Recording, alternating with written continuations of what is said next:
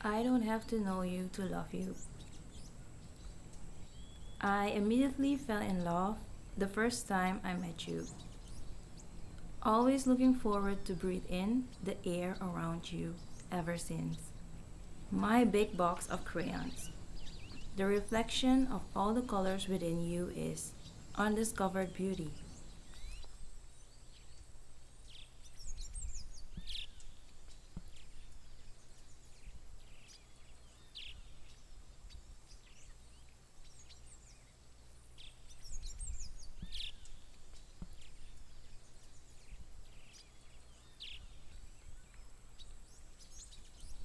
Still, I don't have to know you to love you.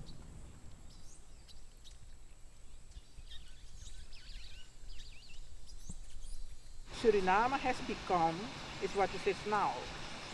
Because in our culture, the indigenous people's culture, there are rules, unwritten rules still. When we enter this place, we know it is nature, it is not our private property, and we have to respect everything around us. In my community, in my indigenous people system, we do not talk about a piece of land. We talk about a communal land which nobody has bought, but we have received that from our Creator, and everything within that piece of land, everybody has to use for their survival, so for their subsistence. I am a native Indian, so the jungle is everything to us. It's our pharmacy, it's like our supermarket. Whatever we need from the jungle, we can always go out and get it.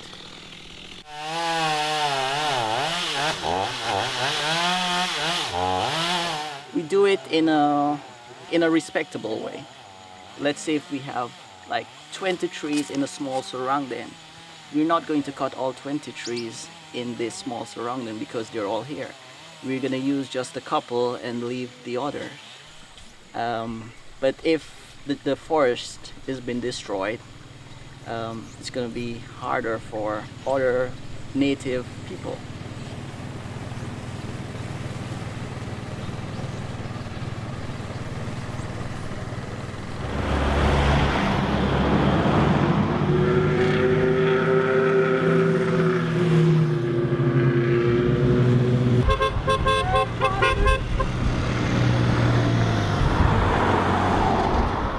When I'm Paramaribo and I'm trying to catch some sleep, then you hear all these cars are passing by, or the neighbors is thinking about, okay, let me have a nice party with music I don't like, till what 3 o'clock a.m. Okay, so you cannot fall asleep. And here, if you hear the howler monkeys, oh, nice, okay. Or you're near a rapid and you hear all the waters falling, like, okay, I can sleep here next to it. It's different.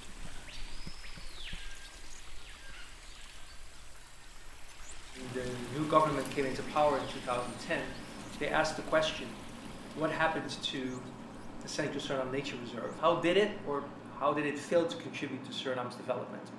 In trying to answer that question, I learned what was happening.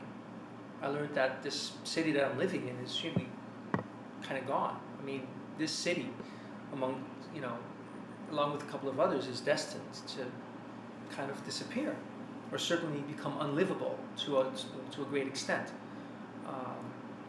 We are the second most threatened country in Latin America and Caribbean due to sea level rise. And a lot of that is not necessarily because it'll be worse here than other places, but because our economic infrastructure is all on the coast. Like everything is happening on the coast, right here by the mouth of the river, right by the ocean. So I discovered first off that the city I grew up in is doomed. And at the same time, I learned that we're the greenest country on earth. Like we have the most forest cover of any country. We contribute the most per capita in terms of taking carbon out of the air, right? Our per capita carbon absorption is the highest of any country in the world. So this is really unfair situation. First off, we're contributing to a solution, but we're pretty much doomed to be one of the first to really kind of suffer a lot of what's happening. So all of those things together triggered me the question, like, what am I going to do? I mean, after I do this assignment, am I going to go back to private sector and just try to earn a living? If I do that, how am I going to look my daughter in the eye 20, 30, 40 years from now? And when she asks the question, Dad, what did you do? I did my bachelor thesis on the impact of gold mining on water beetles. There are certain species of aquatic beetles that are can be used as indicator species. So that means they are very pollution sensitive. So for instance, if you find those species in a certain area, then you know that the water is as a good water quality.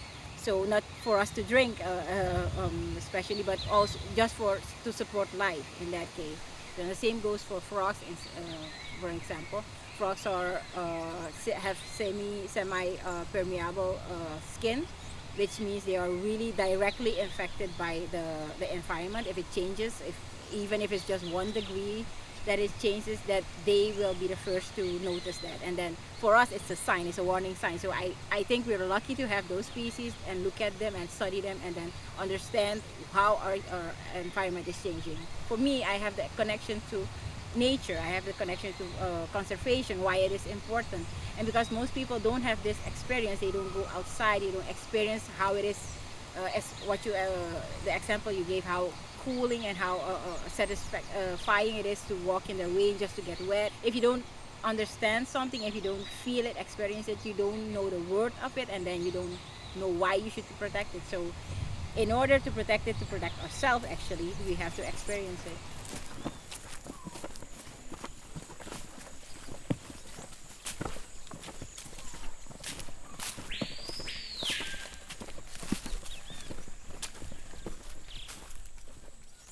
The sounds, those different sounds when I'm at your side. When I close my eyes, putting together every melody, creating a symphony that sets my mind to rest.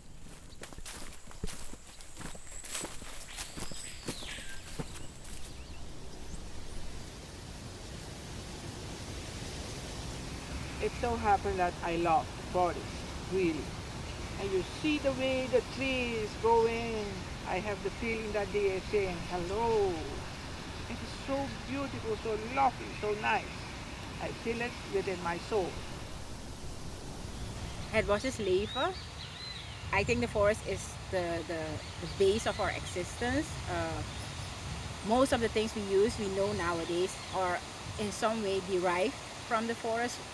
But I think it's more close to us than we realize and we would like to admit, actually.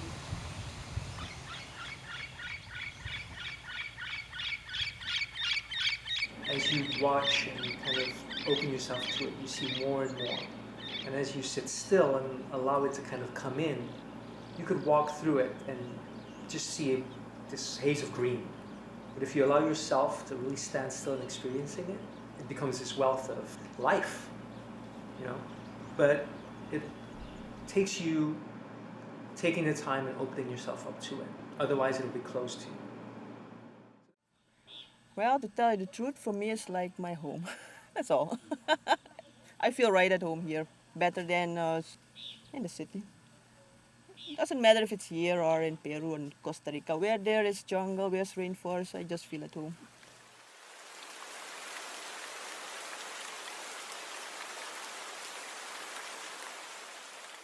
The warmth of the energy over my body on a clear sunny day is as fascinating as the raindrops on cloudy days, because some beauty is still undiscovered.